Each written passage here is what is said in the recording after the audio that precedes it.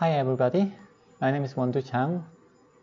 I'm a professor of Pukyong National University in Korea, South Korea, and welcome to my class.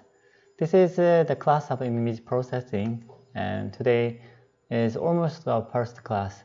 I introduced what we are going to do through this class in this semester, and today I'm going to explain the fundamentals of the image processing. Okay, the image processing has been started, and we can say maybe there was other studies before this point, but it is known as like this. The image processing has been started at 1964 to enhancing the moon image. Around that time, the humans were able to go to the moon, and we were able to take all the images of the moon surfaces. But at that time, we can take only the part of the image, part of the whole image of the moon surface, because the angle of the camera. So the satellite, the spaceship, took the image of the moon surfaces many times. Here they are moving around the moon, and they took the images. And then the problem was to stitch these images into one. That was a pretty hard job at the time, but because of that purpose, the techniques of image stitching and image enhancement has been developed.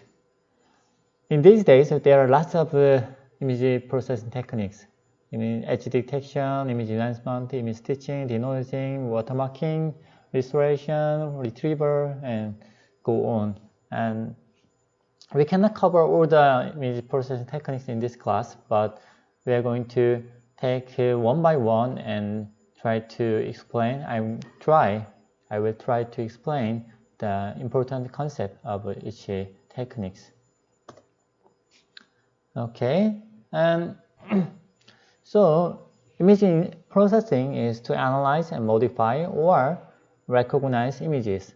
There is image, and we want to change or we want to do something with the image. That is the image processing. Okay, so this is what we are going to do in this class. I already explained in this last class, and this is actually this class is the second week, and we are going to do this. Okay, the fundamentals: pixels, color space changing, quantizations, and sampling, histogram, and morphology.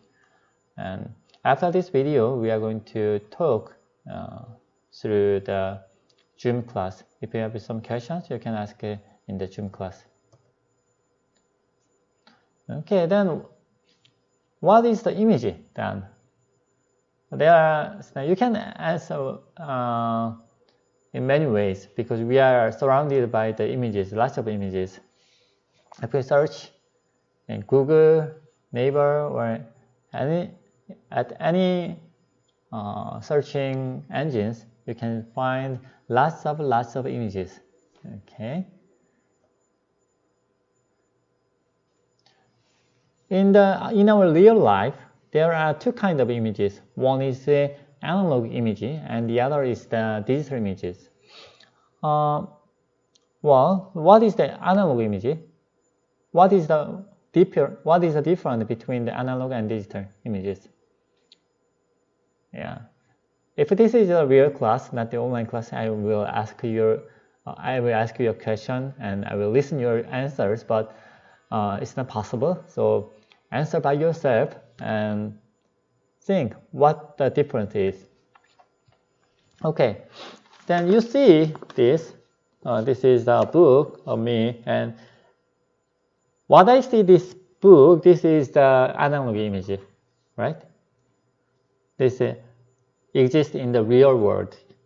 But if you see this image through my video, this is digital image, right? Because this image existed in computer space, and this is what can I say? Separated. Okay. What I mean the separated is just like this.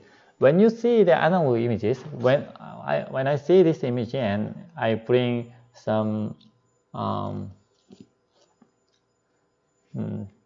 microscope or something, then I see the molecules inside of these images. Okay, so images, when I see the image in using the by magnifying the part of the image, the image itself is magnified and somehow it's blurred. It could be blurred, but image is not discreted. It's continuously connected until it shows the molecules, right? But if you see the digital image, then if you magnify it, then you will see this kind of result. Why? Because this is the digital. Inside of computer, this is recorded as the 1 and zeros, and yeah, if you magnify it, and then the images are discreted. Okay. So inside of the image is recorded in just like this. There is an image of a human brain, and if you inside of the when we see this image and this we can say this is connected. It just looks like I use a pen and I drew the circles and it is connected. Just looks like the connected images, connected lines, but it's, when you check the inside of the computer and how it is stored, then it is discreted, just like a grid, just like a table. We say this is a pixel. I will explain about the pixel later, and each pixel has the information of the colors, and even inside of the computer space, computer memory space, it is not stored in the 2D table form, but it is stored in the 1D array form. So inside of computer algorithms or programs are working very hard to show this kind of image data into the image, just like we see. So what you have to know here is what we see through the computer screen and what is stored in the hard disk, your hard disk or memory. Computer memories are pretty different. Okay, then image processing, we can say the image processing is we put some image into a processor and then we get modified image or analyzed result. This is the image processing. Or we can say that image processing is putting an image and inside of the processor there are pretty complex algorithms and then we get the result. Okay, this is it. And in the AI, this is the AI world. So when you put the image and then we will see the result using the AI. Okay, we can say this is the image processing. Then I will explain the pixels. Pixel is a minimum element of digital image. I already explained about the pixels using the brain images, and I think you already know. You already knew what the image is before taking my class, but okay, let's just explain one more time. Okay, this is the image, magnified image, and here inside the computer we say there are information of each pixel colors. Each pixel has the color information. This pixel is R, this is R, red, green, blue, and this is red and green. Maybe this is magenta or pink or something. These informations are, when these informations are displayed in the computer screens with a very high resolution, we see those images just like the real. Okay, so you have to understand that digital means it's not continuous. Okay, digital is not continuous. The opposite concept.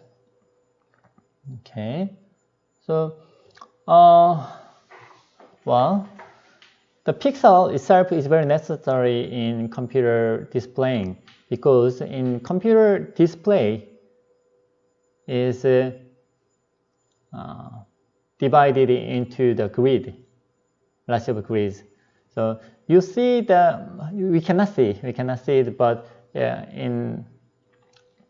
if you open your computer monitor or maybe your cell phone displays, then if you magnify the inside of the display, you will see lots of grids of displaying a color. So that was, you can say that why we cannot draw just lines in the computer display monitor. Is because it is because of its nature. Think how we can display a line or something like continuous lines in a computer monitor. Is pretty big, very difficult.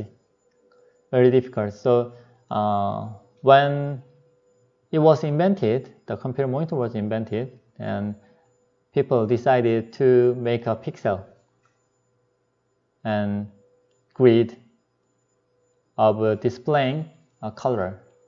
Okay, so if you see I'm explaining, I think I'm repeating too much for this. So if you magnify it, so then you will see that this is not continuous, but this is discrete.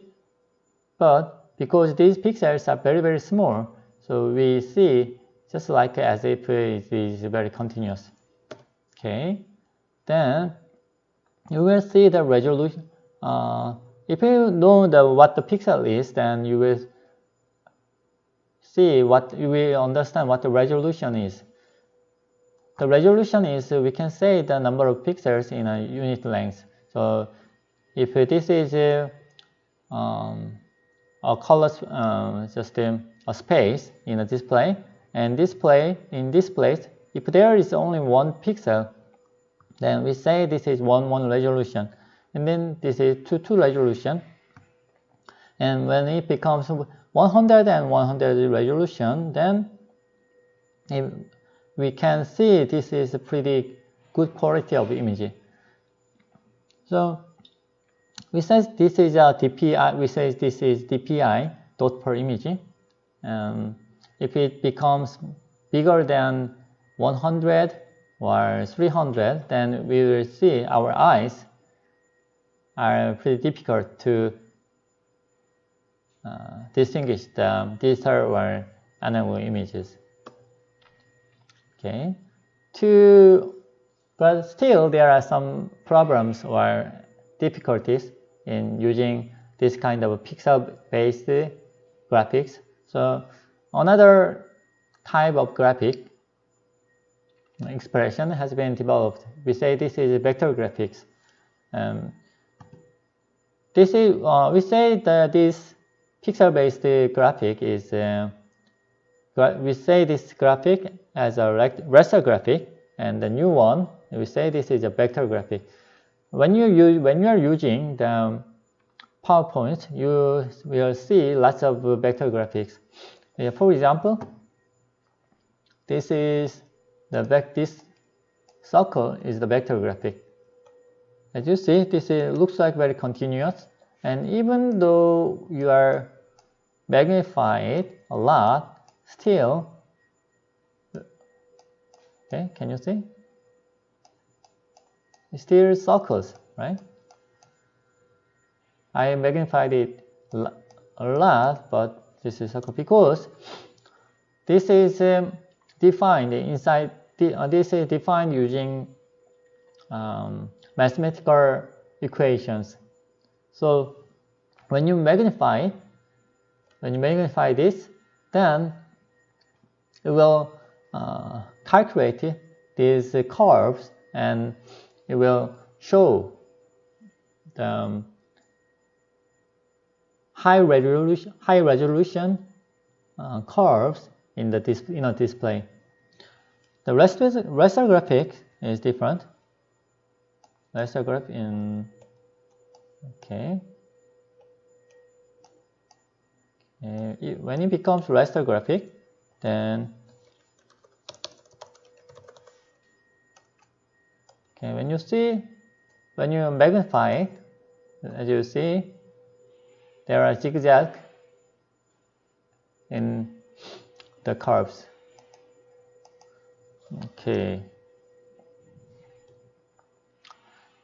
Then let's talk about the color spaces. There are lots of color spaces. The color space is to express a color. You see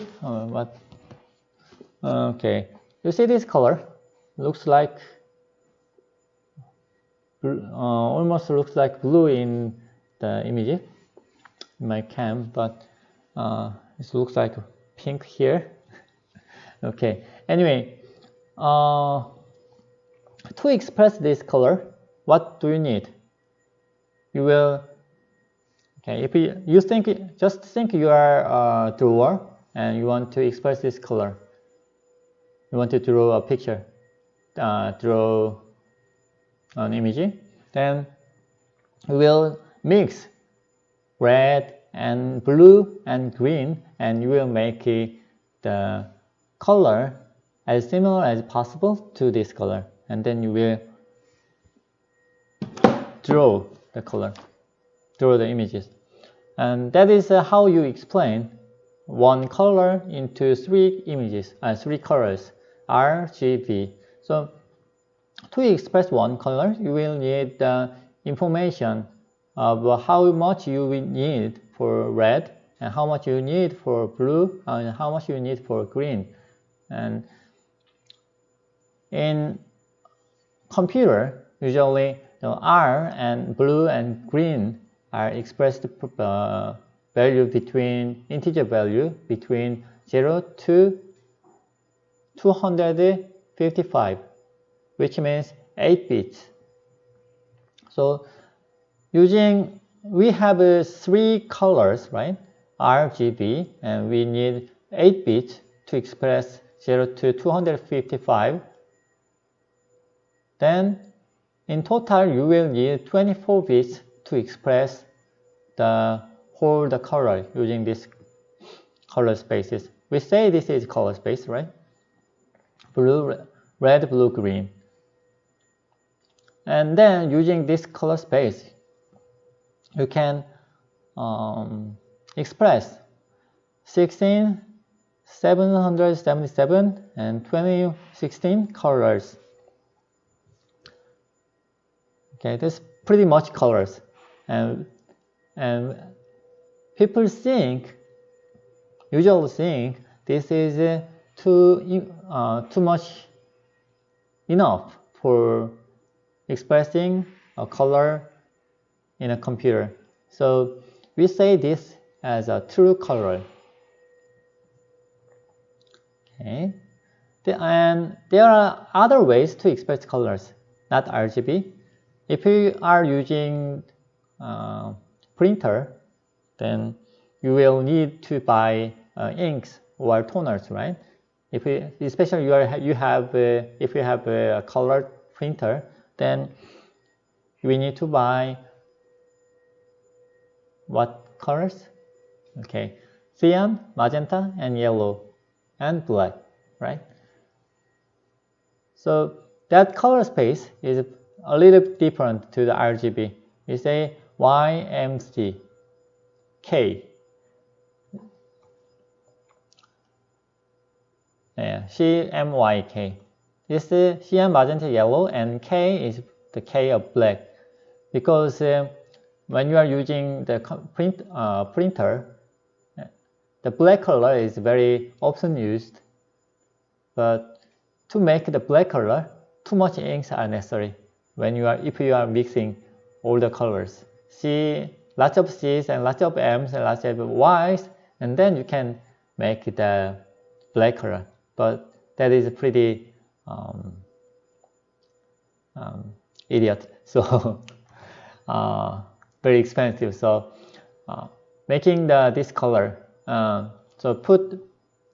If this is black color, then just instead of mixing all the colors, but just using the black color, and that is cheaper. So here what you have to understand is all the colors of RGB space could be converted into CMYK spaces. Is it true? Right? This is the RGB color space. If not XYZ, but just think this is R, G, and this is B. And then a color in a true colors, a true color could be explained in the coordinates of R and G and B, right?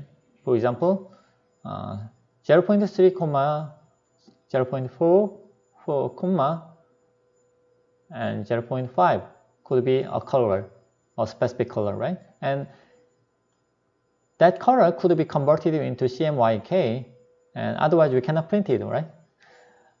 And that color could be expressed as CMY, mixing these colors. So just think of this in this color space. This is C, and this is M, this is Y. And then a specific color could be expressed using the coordinates of in this space. And there are lots of other color spaces, and YIQ and HSV and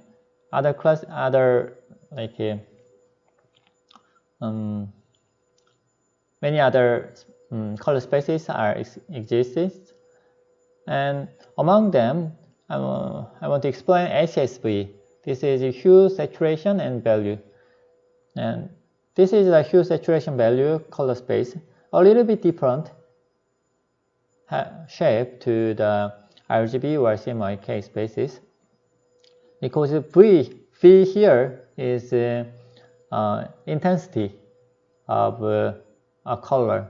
So when intensity becomes very low, then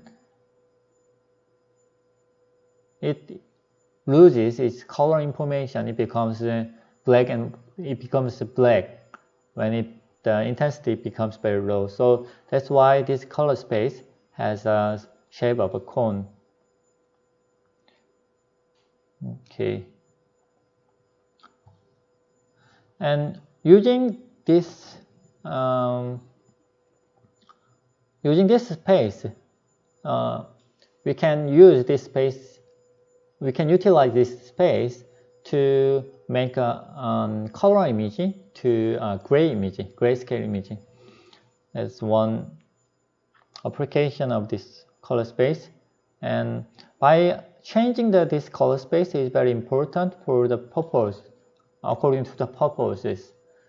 CMYK color space is important for printer, and HSV is pretty important in image processing, because after changing this RGB space into HSV, then we can separate by converting this color space. We can separating the intensity of a color and color intensity of brightness and then color information. We can separate them. So using by converting this color space, we can easily detect the skin colors or a specific color pretty independent to the light. Okay, because as you see, the colors what we see could be different according to the brightness, right? So this HSV allows us to detect or analyze a color independent to the brightness. So this color space is pretty important. Exactly speaking, this is not totally independent, but it's pretty independent. Okay, you will see, you will understand this more later. And usually these color spaces, the changing the color space could be easily conducted by several equations. This is the equation of changing RGB into YIQ, and there are lots of other equations to converting one space into the other, just by searching in Google or somewhere else. Okay, time passes so fast, so okay, I wanted to finish all the things about the fundamentals of image processing in 25 minutes, but I was failed. Okay, the left part will be explained in the next class. Thank you so much for listening.